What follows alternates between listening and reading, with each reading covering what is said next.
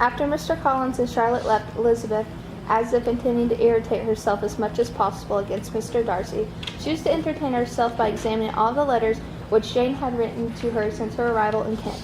They held no actual complaint nor any revival of present suffering, but in almost every line of each, there was a want of that cheerfulness which had been used and characterized her style, and which, coming from the serenity of a mind at ease with itself and kindly disposed towards anyone, had been scarcely ever clouded. Elizabeth noticed every sentence, hinting at the idea of uneasiness, with an attention which it had hardly received on the first perusal. Mr. Darcy's shameful boast of what misery he had been able to inflict gave her a keener sense of her sister's pain. It was some consolation to think that his visit to Rosings was to end in a couple of days, and still greater than in less than 2 weeks she should return home and be with Jane again, and be able to contribute to the recovery of her spirits by all the affection could do. She could not think of Darcy's leaving Kent without remembering that his cousin had to go with him. But Colonel Fitzwilliam had made it clear that he wasn't interested in her at all, and agreeable as he was, she decided not to get worked up over him. While settling this point, she was suddenly brought over her deep thought by the sound of someone knocking on the door, and her stomach was full of butterflies at the idea of being Colonel Fitzwilliam himself, who had come to see her once before late in the evening, and might now come to specifically see her. But the idea was soon banished, as her spirits soon dropped, when to her utter amazement she saw Mr. Darcy walking in the room. Forgive me. I hope you are feeling better. I am, thank you.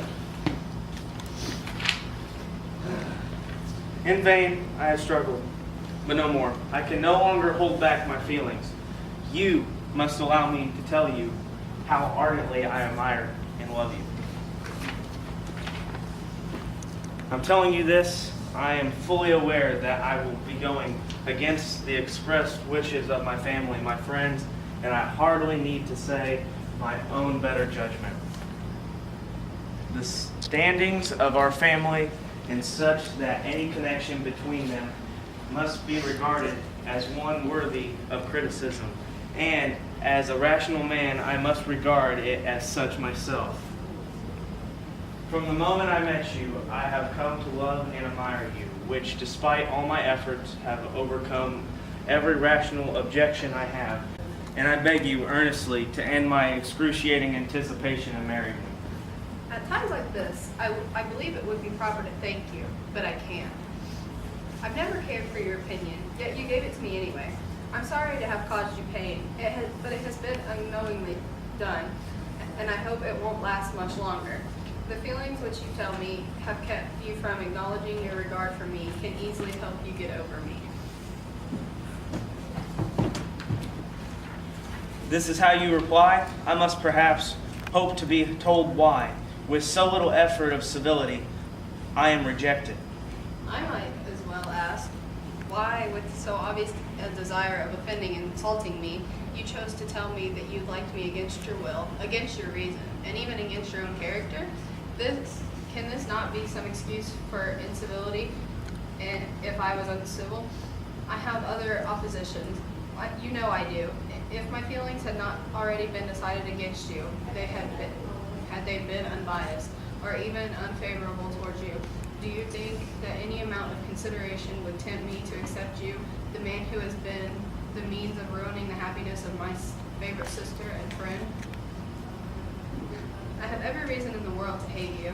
Nothing can excuse your actions, and you can't deny that you were the one who broke them up, exposing one to the judgment of the world, and the other to be mocked and scorned for her disappointed hopes, and causing them both to be in misery of the acutest kind. Can you deny that you did that? I have no wish of denying that I did everything in my power to separate my friend from your sister, or that I rejoice in my success. I have been kinder to him than myself. It's not just this affair on which my dislike is founded. Long before it had taken place, my opinion of you was decided. Your character was shown to me by Mr. Wickham, who told me many months ago. What do you have to say about that? In what imaginary act of friendship can you defend yourself, or under what misinterpretation can you impose upon others? You are very interested in that gentleman's concerns. Why, who wouldn't be after hearing all about his misfortunes? His misfortunes, oh yes, his misfortunes have been great indeed. He told me of your role in his misfortunes as well, how you reduced him to his current state of poverty, at least compared to you. You have kept the advantages which you know were meant for him, away from him. You deprived the best years of his life of that financial independence, which was no less due to him than his desert. You have done all this, and yet you treat the mention of his name and misfortune with contempt and ridicule. This is your opinion of me? I thank you for explaining it to me so fully. My faults, according to your calculation, are heavily indeed, but perhaps you might have overlooked them. I had not hurt your pride with my honest confession of my moral and ethical barriers that prevented me from forming any serious attachment to you. These bitter accusations might have been suppressed had I, with greater wisdom, concealed my thoughts and flattered you into believing that I was compelled to by your strong-headedness, by your reason, reflection, by everything. But I despise hiding my true feelings, and I am not ashamed of my feelings I relate to you. They were natural and just. Did you expect me to rejoice in the inferiority by your connections, or to congratulate myself on the hope of relations whose conditions in life is so much lower than my own? You're mistaken, Mr. Darcy. If you think that the way you proposed affected me in any other way, if anything, it has spared me the concern which I might have felt in refusing you, had you behaved more like a gentleman. Actually. You can't propose to me in any other possible way that would even tempt me to accept it. From the very beginning, the first moment, I might say, of my acquaintance with you, your manners impressing me with the extent of your arrogance, your conceit, and your selfish disdain for the feelings of others were so great. They laid the groundwork of disapproval on which the seeds of my dislike have sprouted from. Thanks to the help of recent events caused by you, and I had barely known you a month before I felt that you were the last man on the face of the planet that I would ever be persuaded to marry. You've said quite enough. I perfectly understand your feelings, and you can only be ashamed of what mine have been. Please forgive me for taking up so much of your time, and accept my best wishes for your health and happiness. And with that, he quickly left. The rapid thoughts in her mind were now painfully great. She didn't know how to support herself, and from actual weakness sat down and cried for half an hour. Her astonishment, as she reflected on what had passed, increased every time she replayed it in her head.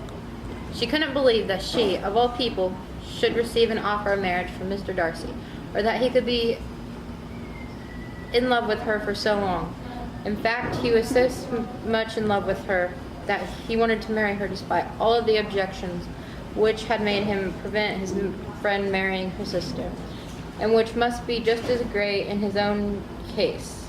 It was incredible. It was gratifying to have inspired unconsciously so strong of an affection, but his pride, his awful pride in his shameless acceptance of what he had done to Jane without justification, and the cold manner in which he had mentioned Mr. Wickham, his cruelty towards whom he had not attempted to deny, soon overcame the pity which the consideration of his attachment towards her had for a moment excited.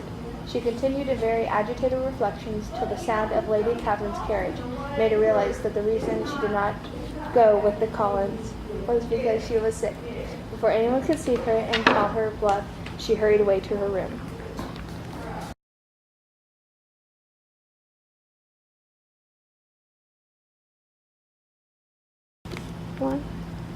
While settling this point, she was suddenly brought out of her deep thought by the sound of someone knocking on the door, and her stomach was full of butterflies at the idea of being Colonel Fitzwilliam himself. Oh, wait. Please. That's fine. I stopped it anyway. So close. Alright. You did so good, Parker. I had 3 words. Alright, where you at? Hey, Excruciating intense. look mad. And I Yeah, was like, start it, and I I beg was you so whenever we start up again. All right. I was like, are you cheating on a worksheet? All right. 2, 1, go. You might have overlooked them had I not hurt your pride with my honest confession of the moral and ethical barriers that prevented me from forming any serious attachment to you. These bitter accusations might have been suppressed had I, with greater wisdom, concealed my thoughts and flattered you into believing that I was compelled to you by your strong-headedness, by your reason, reflection, by everything. But I despire hold. 2, 1, go. By your reason. No. By your reason, believing that. Wait, yeah. That's Keep right. going. Just All right. go. By your reason, reflection, by everything. But no, that's not right. No, it's this. Okay, hold on. Just restart it. Okay. Believing that I was compelled to you by your strong-headedness, by your reason, reflection, by everything. But I despise hiding my feeling. 2, needs to shut her mouth. 1, go. Believing that I was compelled to you by your strong-headedness, by your reason, reflection, by everything. But I despise hiding my true feelings, and I am not ashamed of my feelings. I relate to you. They were neutral and just. Natural! Yes, he does. There was. He does. Okay, they didn't have leather jackets. Did they even Definitely not the T-bird. Wait, Yo. that's Grease. This is how you reply? I might perhaps hope to be told why, with so little effort of civility. I am rejected.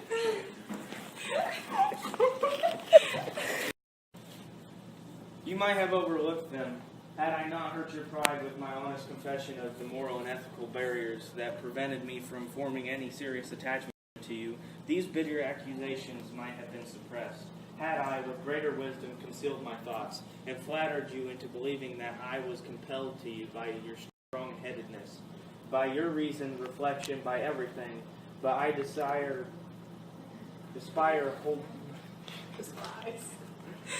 I can't read, brother. I can't read. Oh my gosh. Where do you want me to go?